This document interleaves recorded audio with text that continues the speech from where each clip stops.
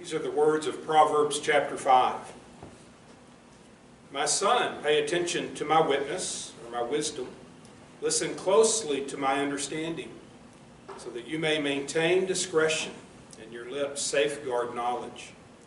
Though the lips of the forbidden woman drip honey, and her words are smoother than oil, in the end she's as bitter as wormwood, and as sharp as a double-edged sword. Her feet go down to death. Her steps head straight for the grave. She doesn't consider the path of life. She doesn't know that her ways are unstable. So now, my sons, listen to me, and don't turn away from the words of my youth or my mouth. Keep your way far from her. Don't go near the door of her house. Otherwise, you will give up your vitality to others and your years to someone cruel. Strangers will drain your resources, and your earnings will end up in a foreigner's house. At the end of your life, you will lament when your physical body has been consumed. And you will say, how I hated discipline, and how my heart despised correction. I didn't obey my teachers, or listen closely to my mentors. I am on the verge of complete ruin before the entire community. Drink water from your own cistern, water flowing from your own well. Should your springs flow in the streets, streams of water in the public squares, they should be for you alone, and not for you to share with strangers. Let your fountain be blessed, and take pleasure in the wife of your youth, a loving doe, a graceful fawn. Let her breast always satisfy you, be lost in her love forever. Why, my son, would you be infatuated with a forbidden woman, or embrace the breast of a stranger? For a man's ways are before the Lord's eyes, and he will consider all his paths. A wicked man's iniquities entrap him. He is entangled in the ropes of his own sin. He will die because there is no discipline, and be lost because of his great stupidity. Would you pray with me, please? Father God, we do thank you for this day, the beauty of it. We thank you for the blessing of being here together this morning to worship and to share together, to study your word. Be with us now as we consider these words from Proverbs 5. We ask to be challenged this morning, and Father, this is one of those texts that does challenge us with the words and the directness of the message. Father, we ask for wisdom this morning and understanding, and a willingness to live according to the wisdom that you bring to us. Father, it's in Jesus we pray. Amen. Please be seated. So good to see everyone this morning. I keep commenting this month that this is, I think, the best time of year. As the seasons are changing, what beauty we are surrounded by. I know not all of us are looking forward to cold weather and snow. I am. It's just one of those parts of the year, and I always look forward to it. This morning we're going to be in Proverbs 5, and as you could hear as I read through these words, there are some striking things that are said in this chapter. The bluntness, I think, of the Proverbs is something that stands out to us as we read them. The way that the wise man writes at times strikes us. And there are some phrases in this chapter that are meant to just grab our attention and have us think. And maybe do so even in some uncomfortable ways. In fact, some of the imagery in this chapter is actually lost to us. If we were a Hebrew-speaking and a Hebrew-reading audience this morning, verses 15 and 16 in particular, and then even a little bit later, would have struck us with their vividness and their graphicness. I'm not going to go into all of the detail of the imagery, particularly with the audience that we have this morning. But let me tell you, it's there in front of us, and it's pretty graphic in nature. And it's speaking, I think, of the value that we have in our marriages. And that's ultimately where the message of this sermon goes. This is another instance of a father speaking to his son.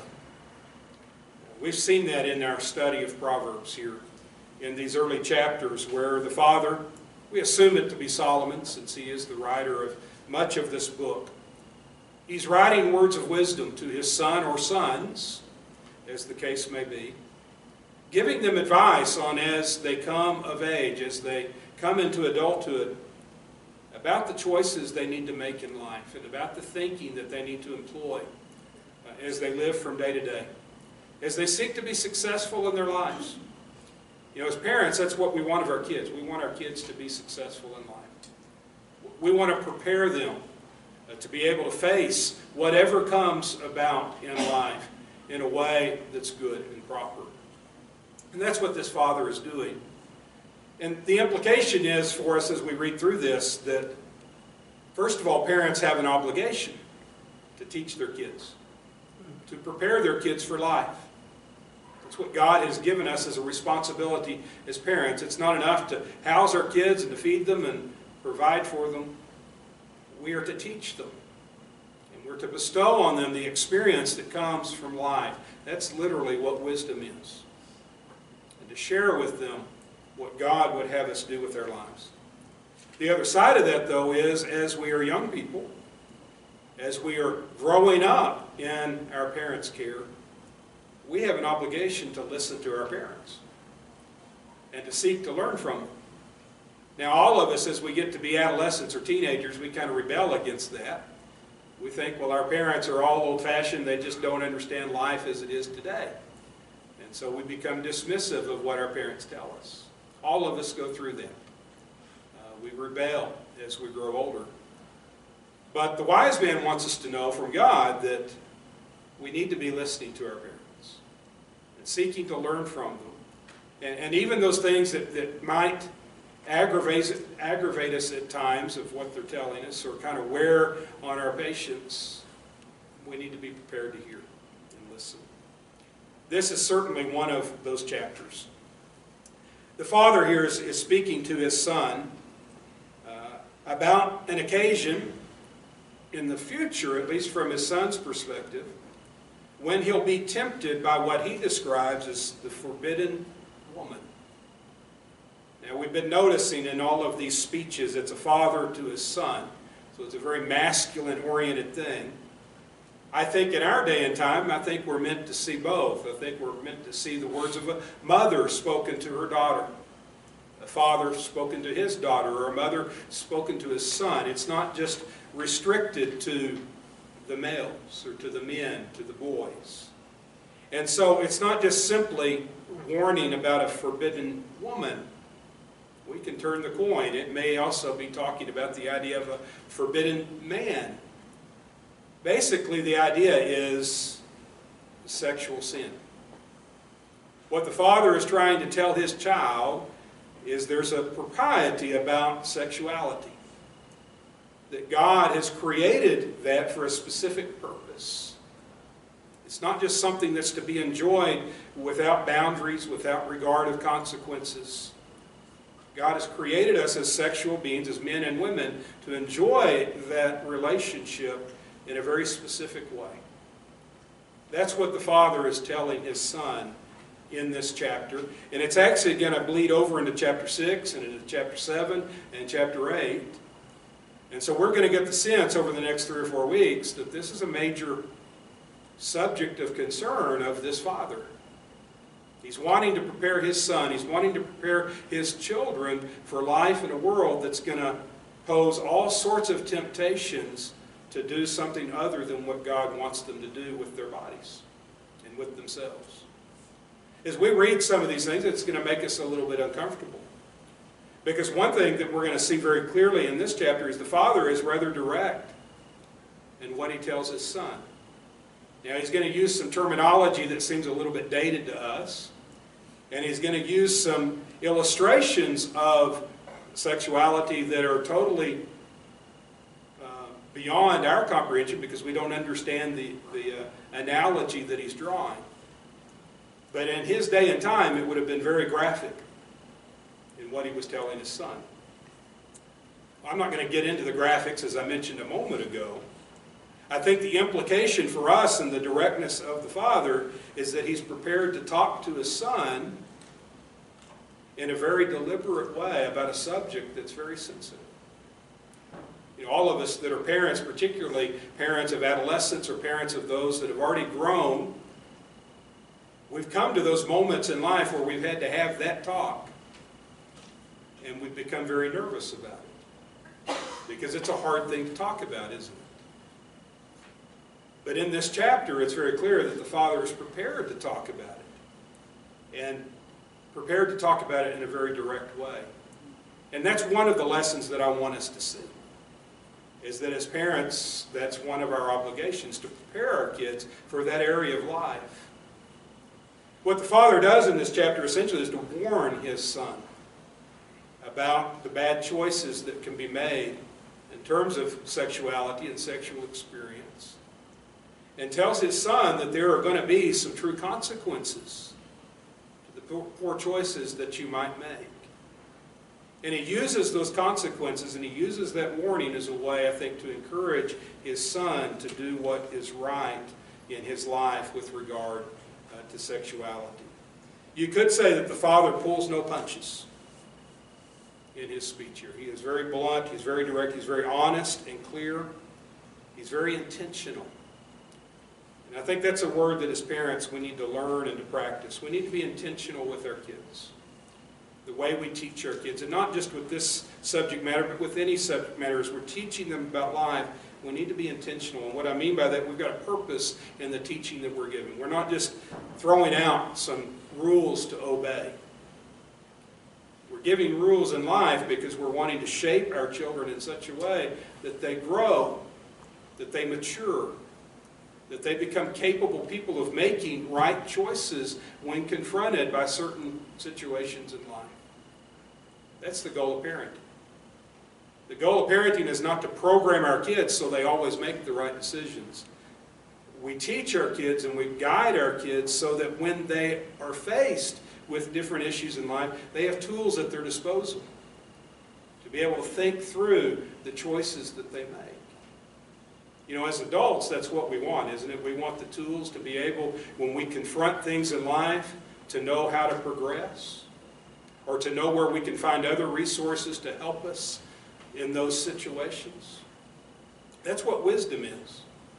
Wisdom's not just a set store of information. It's really how to find that information and use that information in ways that make life successful. That's what the father's doing in this chapter with regard to sexuality. Again, he's warning him about this forbidden woman. That's who he's describing in this chapter. And by forbidden woman, I think the best way of looking at that is the temptation. The temptation to behave in a way sexually that is counter to what God has created us to be. I think we'd all agree we live in a world today that's just inundated, first of all, just by sexuality in general, but by impure thoughts about sexuality and impure behaviors about sexuality. Turn on the TV, open up your computer screen, your phone, walking down the street. We're just inundated by those images and thoughts and so forth. All of that collectively, I think, is what the wise man is describing as this forbidden woman. And what he's going to do is tell his son about the dangers of associating with her. Notice verse 3, he begins to describe who this woman is. And he describes her in a way that seems pretty charming, at least at first. He says, though the lips of the forbidden woman drip honey, and her words are smoother than oil. In other words, at first exposure, she looks pretty good. She's appealing. Her words sound good. In other words, she's selling something that seems pretty attractive. Notice very quickly, he says in the end, this is verse 4, she's as bitter as wormwood and as sharp as a double-edged sword. Her feet go down to death. Her steps head straight for Sheol. Sheol's the Hebrew word for grave. She doesn't consider the path of life. She doesn't know that her ways are unstable. So at first appearance, she looks good, she sounds good, she's attractive. Very quickly, it's found that she represents death. And so he's cautioning his son to beware. He's saying, son, you're going to go out in life and you're going to be faced with those that really mean you no good. They're going to come across as charming. They're going to come across as attractive. They're going to come across as being something that you really want, or someone that you really want to be a part of. But you're going to very quickly find out that they're not all that they're made out to be. That there's some dangers lurking. Notice he describes her as death, her steps leading straight to the grave. Verse 6, he says she doesn't even consider the path of life. In other words, she's living by abandon. She doesn't really know where she's headed. She doesn't really care about where she's headed. I think what he's picturing there is what we have in society, where the general idea is you just go live your life, irregardless of rules or thoughts about what's proper. No concern about consequences or what's going to happen tomorrow. You just go live your life and enjoy it. Isn't that what the world tells us? We've even got major brands of products that say things like, just do it. Or live your life to the fullest. That's the idea that you just go out and find what makes you happy.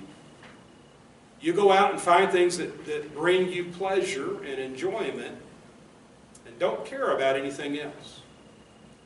Isn't that what our society tells us today? It pretty much tells us that, with everything related to our behaviors, to sexuality, to whatever it may be, to our use of money, to relationships. In a way, that's what the writer is saying here when he describes this forbidden woman. She's selling something that seems attractive, but really she doesn't know where she's headed. And where she's headed is the grave. Verse 7 through verse 14, he actually gives in a very vivid way what's going to happen as the son gives in to these temptations.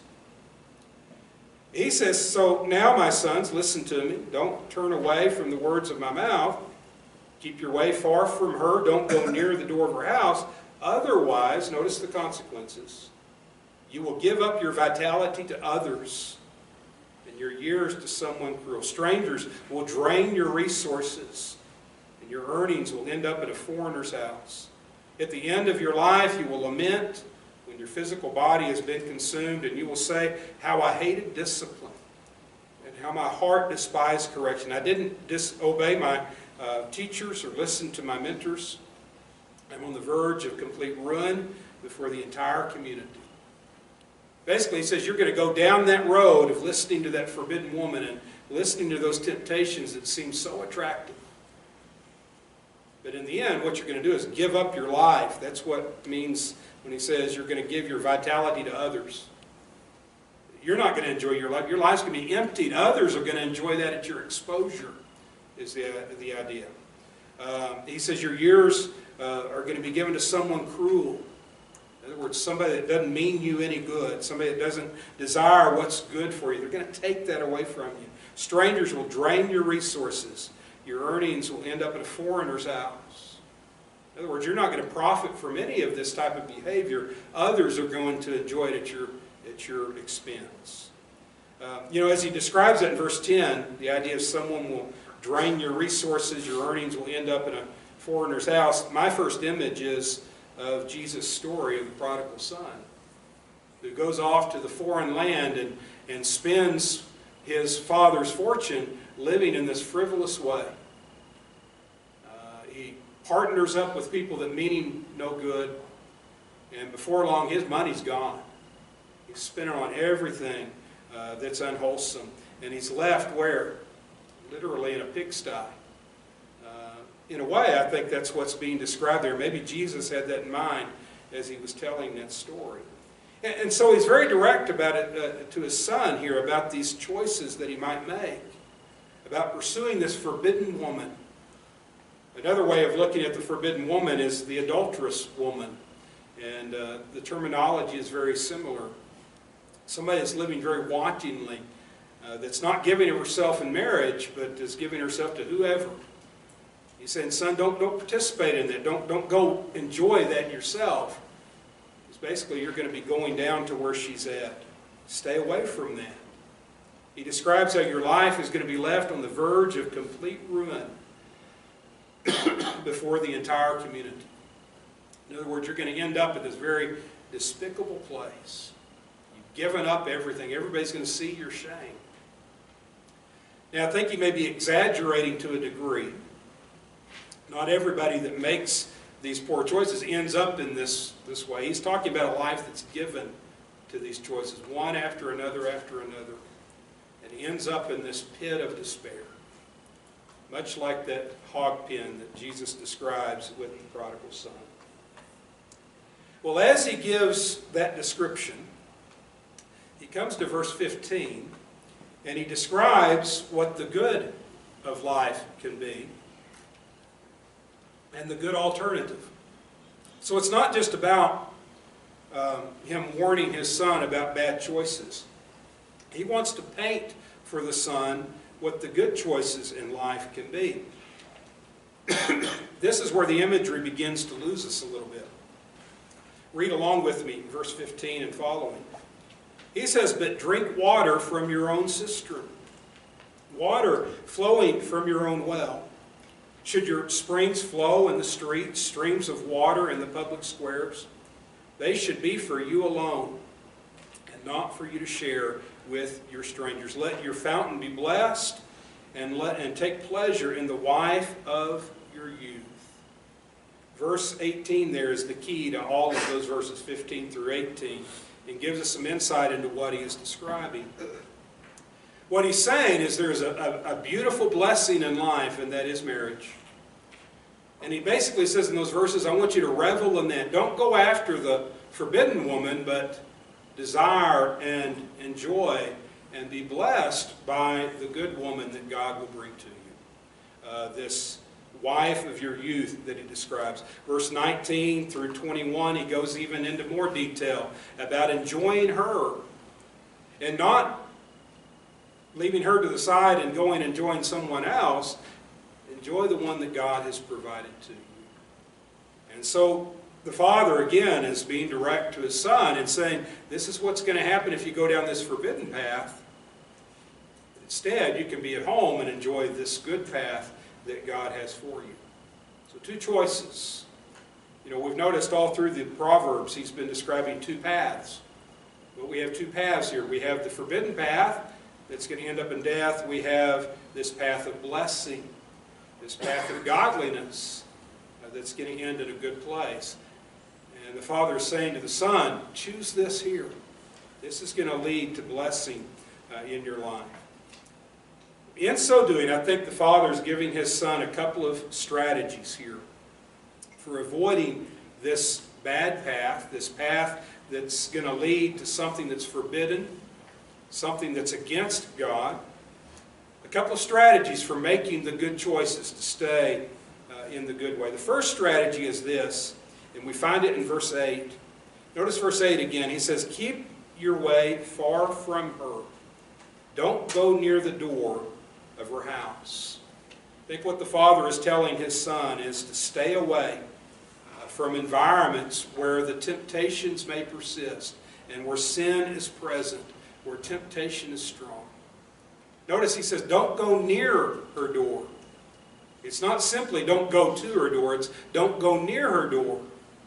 In other words, don't go anywhere close to where you might be tempted to do the wrong thing.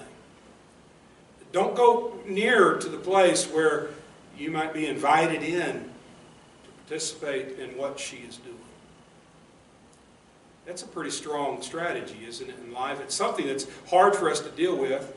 You know, as humans, we're a lot like the moth that likes to fly close to the flame. We've used this analogy before. Whatever reason, that flame tempts that moth. That moth wants to get close to it. Maybe it's the warmth. Maybe it's the light. Whatever it may be, that moth gets closer and closer to that flame. we all know what happens in the end. That moth is going to fly too close. The temptation is going to be too strong. The lure is going to be too strong. That moth is going to fly into that flame. And we know the bitter end of that. That's what the Father is saying, essentially. He says, don't go near her door. In other words, be careful where you place yourself in life. The environments that you put yourself in, the people that you're around. In other words, know your capabilities and know your strengths and know where you're able to resist. Don't flirt with that edge, if you will. 1 Corinthians chapter 10, verse 13. You may remember the Lord tells, or Paul tells us, he says, the Lord will not tempt you more than you can handle. And then he says something to the effect, he'll give you a way out. A lot of times we hear those words and think, well, we're strong. We've got the Lord protecting us, and we can go wherever. We can put ourselves in any environment, and we'll be strong enough to resist those things that are around us. It's not really what Paul is saying. Because Paul has already spent about 2.5 chapters telling the people there in Corinth to be careful where they place themselves. The immediate issue there was some Christians thought, well, it's okay to go to the pagan temples and participate in the feast that are held at these pagan temples, because in their rationale, there's no such thing as these idols. There's only one God. And so for me to go eat this idol feast is just simply going, much like to a community potluck, just going to a community affair, and it really has no effect on me. There were other Christians in Corinth that saw that behavior, and they were offended by it. They were bothered by it. They thought it was an ungodly thing. And so there was this division in the church. Paul actually, as he writes those chapters 8, 9, and 10, you remember he sides in a way with both. He sides with the group that said, well, there's nothing to idols, and by our faith we know that there's just one Lord. And so there's nothing inherently wrong with eating this meat and participating in these feasts. Paul says, on the surface, you're correct. Your faith is that. But then he comes to the defense of the others that said, no, this is an unwholesome thing.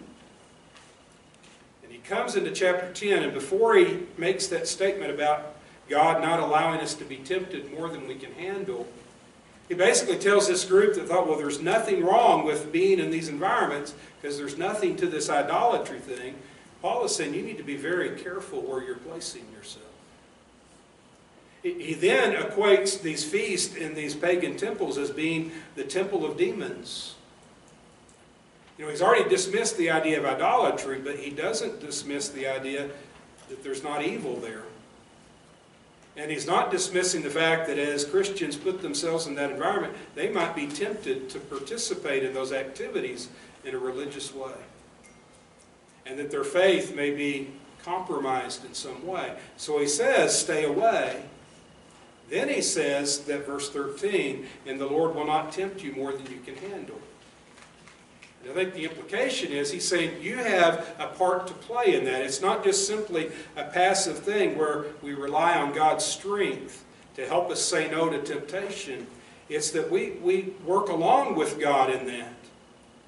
And we live our life in such a way that we're not challenging God on those things. You know, I think a lot of times we work against God. We just assume that He's going to protect us from everything, and so we don't care where we put ourselves. And so we get close to sin. We get close to temptation, and then we sin. We wonder, well, why didn't God protect us? Why didn't God keep us from that? Paul is saying we have to work with God in that, not work against Him. Not put those obstacles in the way to make the protection that He brings us that much more ineffective. I think that's what the proverb writer is getting at when he tells his son, don't go near her door. In other words, don't play with fire. Don't just assume that you're strong enough to resist the temptation that it doesn't matter where you put yourself. I know a lot of good, well-meaning people who thought they had the strength to overcome certain things, certain temptations, that they didn't care where they put themselves or who they were with, but yet they put themselves in those environments, and before long those temptations became too strong. And they gave in. And that began a process of getting deeper and deeper into those bad activities. Maybe you know similar stories. Well, the father has lived long enough in life to know that that's certainly possible in life. So he tells his son, don't go near her door. Don't put yourself in that position to have your faith compromised, to be challenged in that type of way. The second strategy is this, and this brings us back to verse 15 and following, where he begins to talk about the wife of your youth, to value her, to find pleasure in her. In other words, enjoy your marriage. I think what he's saying is to value the rich gift of God and not long for a cheap substitute. Notice what he says in verse 19, and this is where the graphicness of his language comes in, but it's necessary to hear. Verse 19, he says, a loving doe, a graceful fawn. He's talking about the wife that he mentioned in verse 18. He says, let her breast always satisfy you. Be lost in her love forever. Then notice verse 20. He says, why, my son, would you become infatuated with a forbidden woman or embrace the breast of a stranger? Do you note the comparison there? Verse 18 or verse 19, he says, be infatuated with your wife. Find all of your pleasure and fullness in her. Don't give up that for the forbidden woman, verse 20. In other words, the cheap substitute. He also describes her as a stranger. In other words, why would you leave the one that God has blessed you with and all the fullness and richness that she is for basically a few moments of pleasure with a stranger? That's in essence what he's saying in verses 19 and 20. It's a pretty black and white way of putting it, isn't it? You know, a lot of the choices that we make in life to participate in bad activity, it may be sexually related, it may be with substances, it may be whatever it may be. The high that we get off of that, the pleasure that we get from those experiences are usually short-lived, aren't they? We speak of one-night stands. We speak of a high that may last a few hours. Well, what happens after the high? You hit the bottom. What happens after that one night stand that might have brought you a couple of hours of pleasure?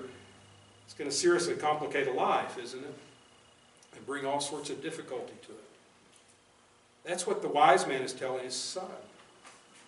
He said, beware of those consequences. Again, we have a society that tells us if it feels good, do it.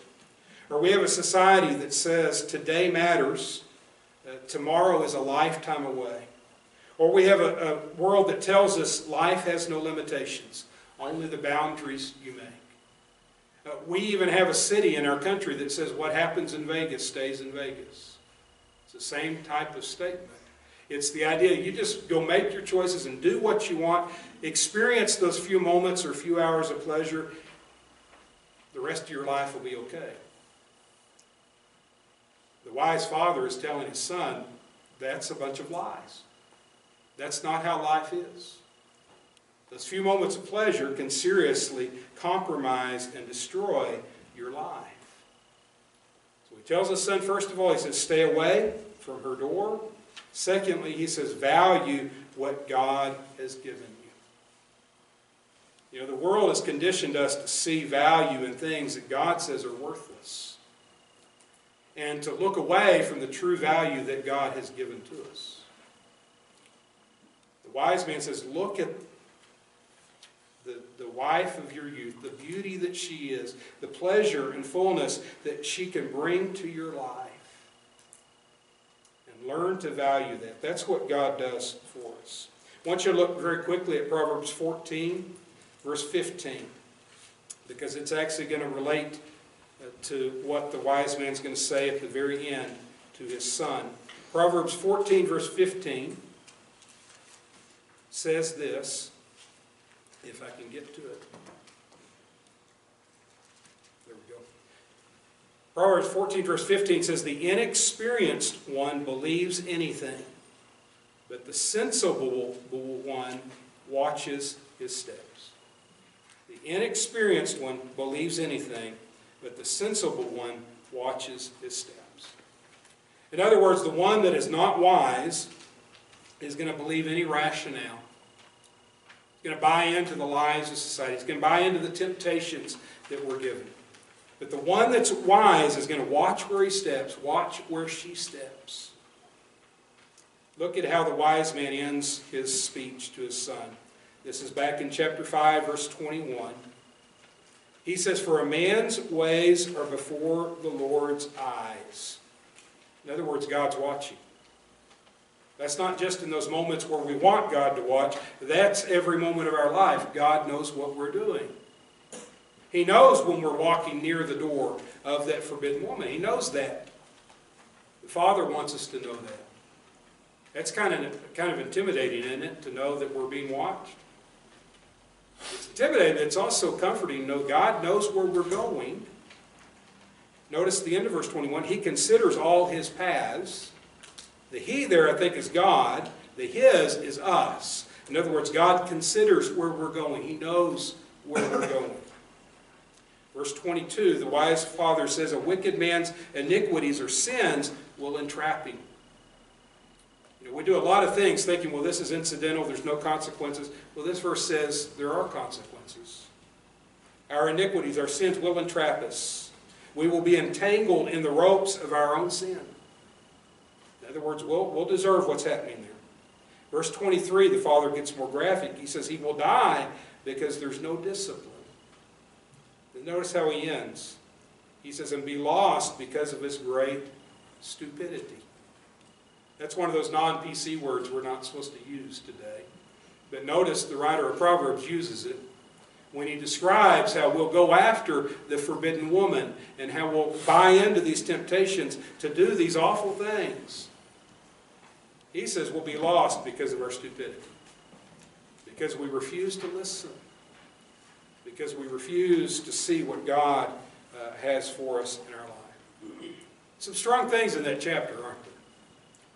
We're going to look next week at Proverbs 6, and Proverbs 6 is just full of the same thing, but said in different ways. So let me invite you to read that chapter, and we'll study it together next week. If you're here today, maybe you're struggling with these temptations that we've talked about.